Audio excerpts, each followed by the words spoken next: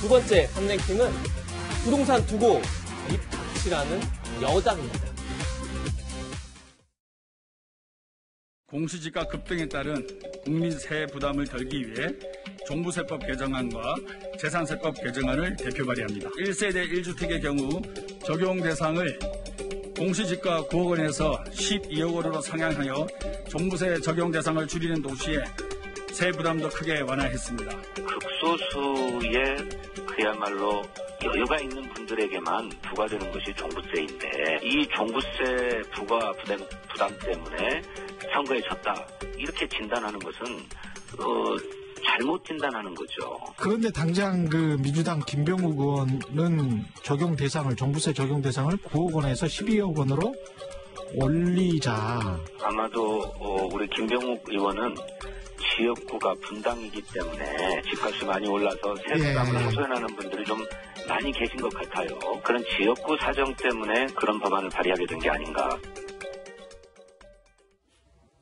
방금 보신 것처럼 재보선 참패 이후 민주당 내에서는 종부세 부과 기준을 완화할지를 두고 여러 의견이 충돌하면서 극심한 혼란을 겪고 있습니다. 이런 가운데 민주당 소병훈 의원의 발언이 논란이 되고 있는데요. 지금 살펴보겠습니다. 소병훈 의원은 그제 대한민국은 5,200만의 나라입니다. 52만의 나라가 아닙니다. 라면서 부동산 문제는 문재인 정부 들어서 어렵게 자리를 잡아갑니다. 더 이상 부동산 관련해서 쓸데없는 얘기는 입을 닥치시기 바랍니다. 이런 글을 올려서 큰 논란이 되고 있습니다. 네. 소 의원은 자신의 글이 논란이 되자 사과하기도 했습니다. 바로 한 언론 라디오 인터뷰에 나와서 부동산이 닥쳐라 이 발언은 투기 세력에게 한 말이다. 죄송하다 이렇게 밝혔는데 유지아 변호사님 나오셨습니다. 부동산 민심이 재보궐선거에 큰 영향을 미쳤다. 이렇게 지금 이런 진단들, 분석들이 나오는 상황에서 소병훈 의원의 저 발언 어떻게 보셨습니까? 글쎄요. 그 소병훈 의원이 어쨌든 국회의원이고 공인이지 않습니까? 공인이 이렇게 나와서 투기 세력이 구체적으로 누구를 지칭하는지 모르겠지만 투기 세력도 국민인데 국민 보러 이제 입 닥치라고 얘기하는 건 뭐 바람직하지 않아 보입니다. 4.7 재보궐선거 결과는 그 우리 국민 민심이 여러 가지를 이제 심판했는데요. 그 중에 하나가 바로 정부의 무능에 대한 심판입니다. 예. 정부가 25차례나 이제 부동산 정책을 내놓았지만 결국 집값을 잡지 못했죠. 이제 그로 인해서 이제 국민들의 어떤 주거 불안정 그리고 자산 불평등이 더 심화됐습니다. 이제 이런 어떤 부동산 정책의 실패에 대한 심판이 있었기 때문에 민주당을 중심으로 이제 부동산 정책의 수정이 이루어지고 있는 겁니다. 그 중에 하나가 이제 종부세 부과 기준 인상이라든가 재산세율 조정이라든가 양도세 중과세 문제라든가 그리고 LTV 비율을 좀 조정한다든가 하는 이제 논의들이 현재 이루어지고 있었거든요. 예. 그런 가운데 여당의 의원인 소병훈 의원이 나와서 쓸데없는 소리 하지 말고 닥치라는 취지의 얘기를 굉장히 험한 말인데 이제 그런 말을 한 것은 사실 그 4.7 재보궐선거에서 나타난 민심을 제대로 받아들이지 못하고 있는 것이 아닌가 하는 생각이 일단 들고요. 또 다른 거 하나는 오만과 독선에 대한 심판이었습니다. 4.7 재보궐선거의 성격은요. 그런데 그 의미가 무엇이냐 하면 너무 이제 거대 의석을 가지고 있기 때문에 일방적으로 이렇게 밀어붙이지 말고 야당과 협치하고 대화하고 타협하라는 취지 아니었겠습니까? 그런데 투기 세력이 누구를 의미하는지는 정확히 모르겠지만 투기 세력은 이제 상대방 아니겠습니까? 상대방을 상대로 논의 없다, 대화 없다, 닥치라라고 얘기하는 것은 오만과 독선에 대한 심판이라는 선거 결과의 취지에도 부합하지 않습니다. 이런 걸 두고 봤을 때 민주당이 과연 그 민심을 제대로 받아들이고 있는 것인지 하는 의문이 듭니다. 네.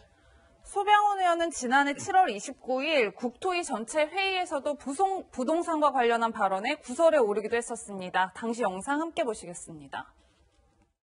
저는 이 집을 사고 팔면서 거기에서 차익을 넘기려고 하는 사람들은 저는 이건 범죄자로 다스려야 된다고 봅니다. 범죄. 이게 헌법에 위반되지 않는다면 법을 만들어서라도 이 범죄자로 형사범으로 다뤄야 된다. 이건 국민 행복권을, 국민들이 주택을 갖고 싶은데 집을 갖고 싶은 그 국민들의 행복권을 뺏어간 도둑들입니다. 도둑들. 네, 의원님 영상을 같이 보셨는데 다시 한번 짚고 넘어가면 집을 사고 팔면서 차익을 남기려는 사람들을 범죄자로 봐야 한다. 네. 그리고 이들은 국민의 행복을 뺏으려는 도둑들이다. 네. 이런 취지의 발언을 했는데 네. 일단 발언 어떻게 들으셨어요? 저는 예를 들어서 제가 강남에 집을 살고 있는데 처음에 집을 샀을 때 5억인데 제 집이 지금 10억을 하고 있을 때 그러면 그것이 내 스스로가 노력으로 된 겁니까? 부동산 정책의 실패로 된 것일 수 있어요. 그리고 예. 내가 내 집이 5억에서 10억이 된 거 5억을 올랐을 뿐이지 내가 그 돈을 낼 만한 정도의 내 어떤 생활력이 내 수입이 오른 건 아니거든요. 그걸 갖다 다 투기 세력으로 생각한다라고 하는 것은 굉장히 큰 오판이고요. 근데 그런 의미에서 사고 팔면서 차익을 자기 스스로 남깁니까? 가만히 앉아 있었는데 내 집이 오른 걸 어떻게 하란 말입니까? 그런 면에서는 오히려 과하다라는 생각이 들고요. 저런 의미에서 과연 그야말로 반부자 정당 이렇게 할 수는 있을지는 모르겠습니다만 예. 지금은 부자하고 가난하고 차이가 상관없이 부동산 가격이 다 올랐지 않습니까? 네. 그 부분에 대해서 한 집을 갖고 있는 사람 내 집이 오르으나 그러나 세금을 저항 없이 낼 수 있도록 해주는 게 예. 여당의 목 아니겠어요? 그래서 그런 부분을 다 가정을 파탄시키면서까지 집을 팔아서 세금 낼 자격 없는 사람들은 말하자면 집을 작은 데로 옮기라고 얘기하는 것은 너무 그런 논리밖에 안 되기 때문에 예. 저는 당에서도 굉장히 저런 발언에 대해서는 상당히 많은 어떤 토론과 그런 어떤 내부적으로는 입단속을 해야 되지 않나 그렇게 생각이 듭니다. 예. 네. 김영주 전 의원도 입단속이 필요하다 이렇게까지 강하게 말씀하셨는데 국민의힘에서도 상당한 비판이 나왔습니다. 소병훈 의원이 부동산 관련해서는 더 이상 말하지 말아라 이렇게 하니까 이준석 전 최고위원은 싫은데요 라고 그렇게 반문을 했고요. 허은하 의원은 문재인 정권이란 막장 드라마에 막방을 기대했는데 그게 끝나길 기대했는데 이러다가 족이 조용되는 건 아닌지 모르겠다면서 굉장히 강하게 비판을 했습니다. 이현종 의원님, 조금 전에 의원님 말씀하셨지만 여당 내에서 지금 저 소병훈 의원 발언뿐이 아니라 뭐 아파트에다 환상을 버려라. 모두 강남에 살 필요는 없다. 이렇게 강남 그렇지 않아도 가뜩이나 이제 부동산 민심이 안 좋은 상황에서 그 민심을 자극하는 발언들이 계속 나오고 있어요. 네. 왜 그런 거죠? 그러니까 이게 지금 단순히 뭐 입단속을 해서 어떤 면에서 보면 해결될 수 있는 문제인가 아니면 기본적인 철학과 인식에 대한 문제인가 이 문제를 좀 나눠 생각해 볼 필요가 있을 것 같아요. 왜냐하면 지금 모두가 다 강남에 살 필요가 없다. 아파트에 살 필요가 없다. 근데 뭐 집 팔고 난 다음에 이득을 얻으면 다 범죄자다. 예. 자, 이런 식의 인식 자체가 보면 이거는 우리가 살고 있는 자본주의 사회에서의 생각할 수 있는 상식적인 인식이 아닙니다. 아니 그러면 이 집을 팔 때 조금의 이익이 남기면 전부 다 범죄자입니까? 우리 국민들이 다 그러면 범죄자라고 이야기할 수 있는 건가요? 그럼 소병훈 의원은 집 팔 때 조금 이익 안 남겼습니까? 저는 그걸 참 묻고 싶어요. 이 경기도 광주가 지역구신데요. 이 발언뿐만 아니라 그동안에도 상당히 뭐 문제성 발언들을 많이 하셨단 말이에요. 예. 그리고 또 지금 이 주택 문제에 대한 접근 자체가 보면 다들 그런 식입니다. 다 집 한 채 있는데 다 그냥 우리가 이는 주택 보급량이 다 100%가 넘는데 뭐 집 문제가 뭐가 되겠느냐 이 문제거든요. 근데 인간의 본성은 좀 더 좋은 집에 살고 싶은 게 인간의 본성입니다.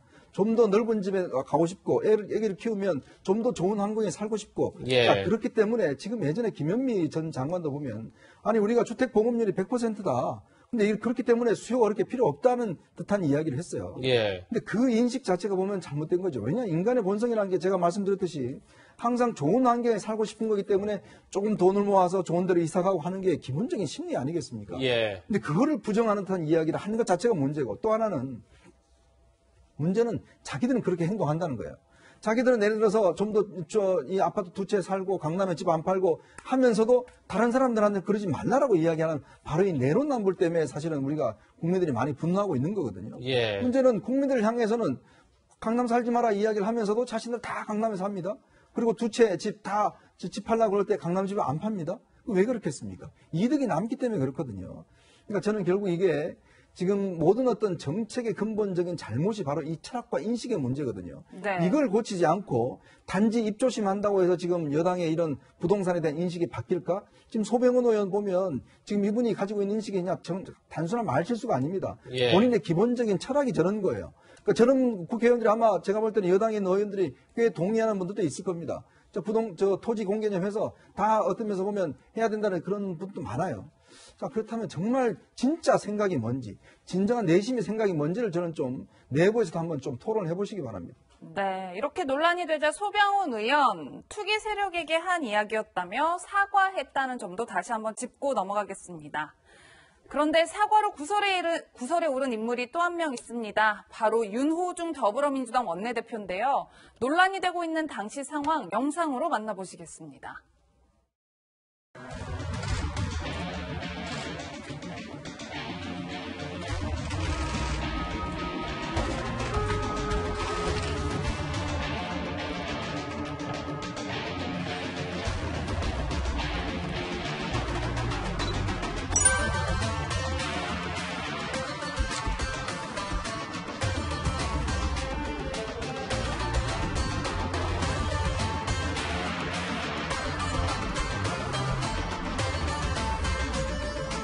우리 당이 그분들에 대해서 충분히 마음으로부터 그 사과를 드리지 못한 것 같아서 제가 그분들에게 사과의 말씀을 드릴 수 있는 적당한 곳이라는 생각이 들어서요.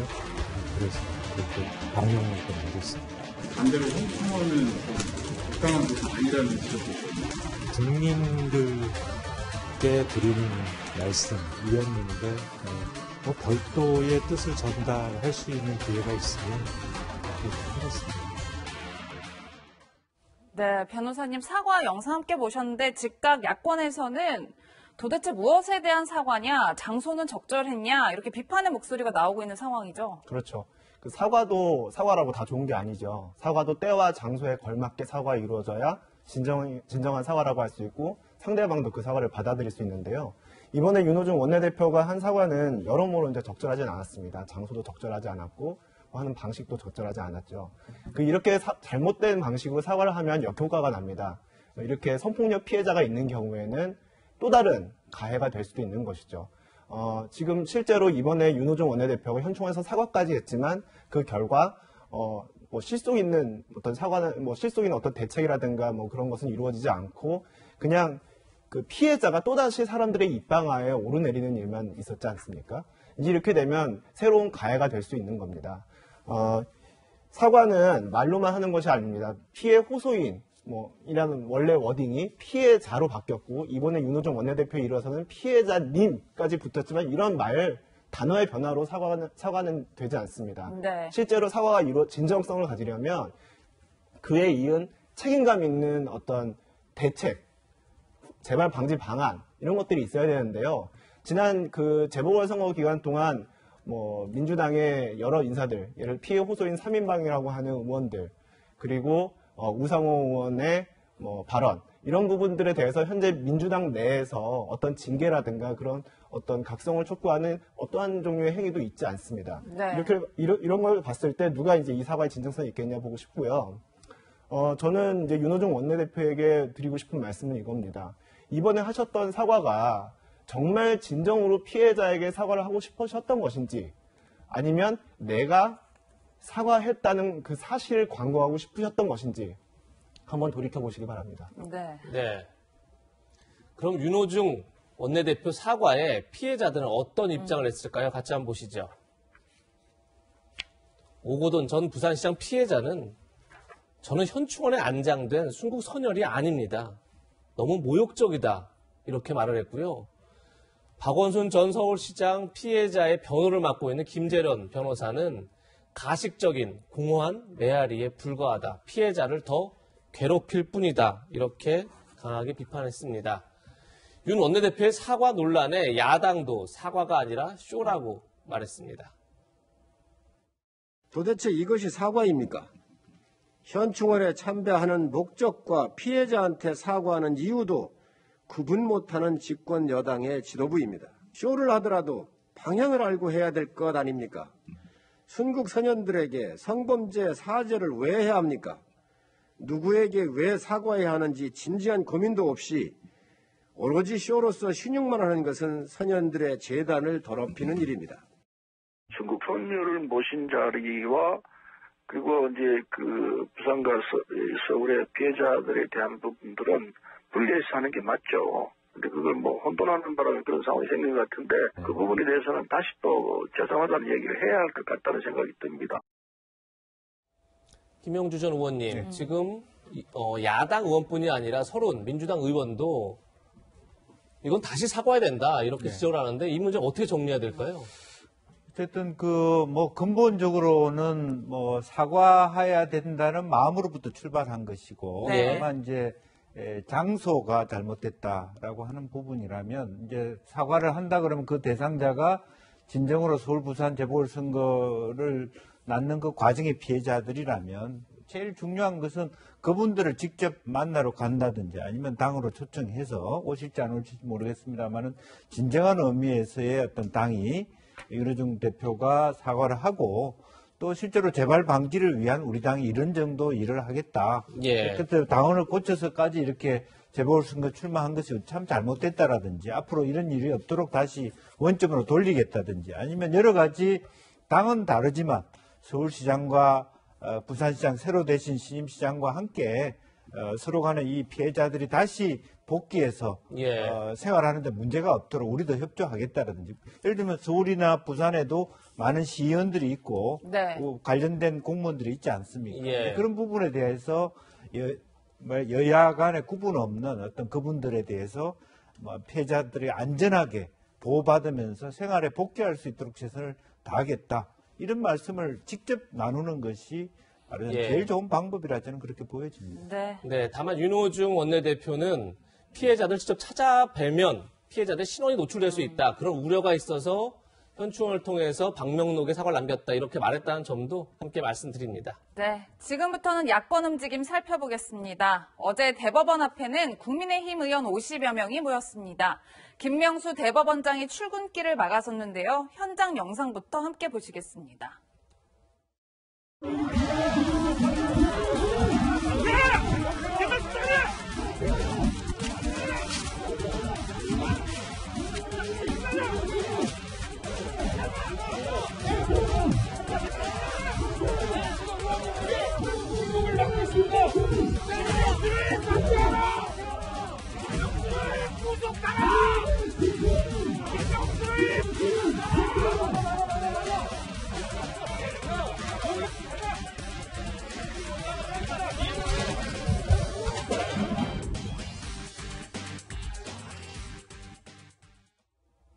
네, 일부 국민의힘 의원들 경찰과 몸싸움까지 벌이는 모습인데요.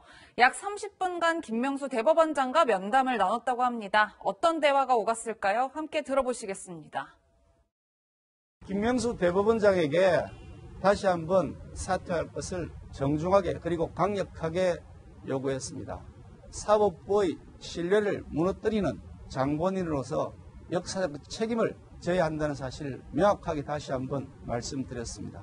다시는 이 땅에 사법부의 위상이 추락하는 일이 없도록 해주시기를 바랍니다.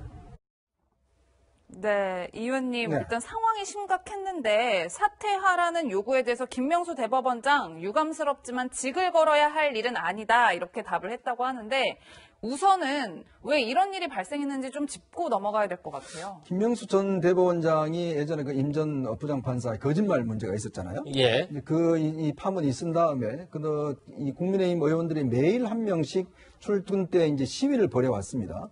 근데 지금 25일이 이제 법의 날입니다. 이제 법의 날이다 보니까 이제 원래는 이제 행사가 이제 금요일 날 있은 건데요. 이제 그걸 기점으로 해서 국민의힘이 이제 좀 더 큰 규모의 이제 출근 반대 시위를 이제 벌인 겁니다. 그래서 의원들이 한 50여 명이 이제 나와서 했는데 그때 당시에 이제 김명수 대법원장이 이제 출근을 했어요. 그러자 이제 바로 이렇게 출근길을 막기 위해서 의원들이 나오면서 경찰들이 그렇게 막고 하면서 저렇게 이제 몸싸움으로 비화가 된 것이거든요. 네. 이제 그런 측면인데 김명수 대법원장이 사실 그동안 출퇴근길에 이게 국민들한테 사과에 대한 자신의 사과 문제를 잠깐 이야기는 하긴 했지만 바로 이것도 지금 사과의 형식과 내용의 문제입니다. 왜냐하면 김명수 대법원장이 정말 진심으로 국민들 앞에 정식 기자회견을 통해서 사과한 적이 없어요. 자, 그렇다 보니 지금 야당 입장에서는 김명수 대법원장이 진정으로 국민들 앞에 사과하고 사퇴해라. 이런 지금 주장을 그동안 펼치고 있는 거거든요. 네. 그런 측면에서 이제 이 문제가 계속돼 왔던 문제이고, 그래서 이제 아마 이거를 어떤 면에서 보면 이제 마무리하는 차원에서 이제 큰 집회를 열었는데 저런 이제 일이 벌어진 것 같아요. 네. 또 하나는 아마 국민의힘 내부에 지금 이제 원내대표 경선과 당대표 경선의 어떤 그런 또 측면도 있는 것 같아요. 예. 왜냐면 이제 이 투쟁을 통해 좀 더 선명성을 보이겠다. 지금 조영 원내대표가 이제 이 주도를 했는데 지금 다들 이분들이 당권 주자입니다. 자, 그리고 지금 이 김기현 의원과 그다음에 이제 권성동 의원 같은 경우는 원내대표 지금 출마를 한 분이에요. 네. 다들 지금 앞장서고 있는 거 아니겠습니까? 예. 좀 더 야당의 선명성을 보내기 위해서 이제 저렇게 이제 몸싸움까지 하고 이런 싸움을 한 것인데 저는 굉장히 이거는 좀 부적절하다 봅니다. 네. 왜냐하면 지금 김명수 대법원장이 뭐 이런 방식으로 해서 지금 사퇴할 상황이 아니지 않습니까? 예. 그리고 또 이제 이게 한편으로 보면 4.7 재보궐선거에 승리했다고 해서 야당이 너무 힘자랑하는 거 아닌가라는 그런 비난도 받을 수가 있는 거죠. 네. 자, 그렇다면 이 문제는 좀 국민적 공감대라든지 이런 걸 좀 불러일으킨 걸 했어야 되는데 문제는 저렇게 의원들이 지금 몸싸움까지 벌이면서 저런 식으로 하다 보니까 이 과거 야당으로 돌아간 게 아닌가? 네. 이제 그런 이제 비난도 있는 것입니다. 예. 네, 이현종 의원께서도 과거 야당으로 다시 돌아가는 것 아니냐 이렇게 우려를 표했는데 실제 여당에서 이런 비판들이 나왔습니다. 김명수 대법원장의 출근길을 가로막은 것을 두고 김경엽 의원은 탄핵에 불복하는 국민의힘 대법원장 출근까지 가로막는 만행을 저질렀다. 재보선 이긴 후에 세상에 배는 게 없는 듯 기고만장하다 이렇게까지 표현을 했고요. 신동근 의원도 술에 취한 것보다 승리에 취한 것이 더 해로울 수 있다. 이렇게 일침을 놨고요. 이재명 경기도지사는 국민의힘 선거 끝나기 무섭게 수구로 복귀했다 이렇게 평가했는데 류지아 변호사님께서 어떻게 평가하십니까? 승리에 도취됐다고까지 저는 보지는 않고요. 왜냐하면 김명수 대법원장의 사퇴를 촉구하는 그 취지 자체는 정당합니다. 네. 김명수 대법원장이 예전에 이제 했던 거짓말 파문으로 인해서 사법수장으로서 사법 그 어떤 신뢰를 잃었고 그리고 이제 국회 눈치를 보면서 사법부 독립도 저해했죠. 이제 그런 부분을 봤을 때는 사퇴를 요구하는 그 취지 자체는 정당한데 문제는 이현종 논설이 말씀하셨듯이 그 때와 장소 그 모습이 좀 적당하지 않았다는 겁니다. 다른 여러 가지 말씀을 해주셨지만 특히 이제 주 원내대표가 그 이후에 했던 기자회견 내용을 좀 보면 예. 갑자기 이재명 지사의 파기환송 그 판결의 부당성을 얘기하고 예. 그리고 지금 이제 부정선거 지난 총선 부정선거 주장이 있지 않습니까? 이제 예. 관련돼서 재판이 진행되는데 그 재판 결과가 나온 거에 한 건도 없다라면서 지금 대법원을 비판한 대목이 있습니다. 그 부분 같은 경우에는 좀 국민 입장에서 이런 갑자기 격한 몸싸움이 이루어지는 것도 뜬금없지만 예. 그런 주장 자체도 좀 뜬금없거든요. 예. 그런 측면에서 봤을 때 조금 과도한 측면은 있지 않았을까 이렇게 생각합니다. 네. 네. 국민의힘은 다음 주 금요일에 새 원내대표를 뽑습니다. 민주당은 다음 주 일요일인 5월 2일에 새 당대표를 뽑습니다. 양당 모두 새 지도부가 들어서는 건데 재보궐선거의 민심을 어떻게 받아 안을지 지켜보겠습니다.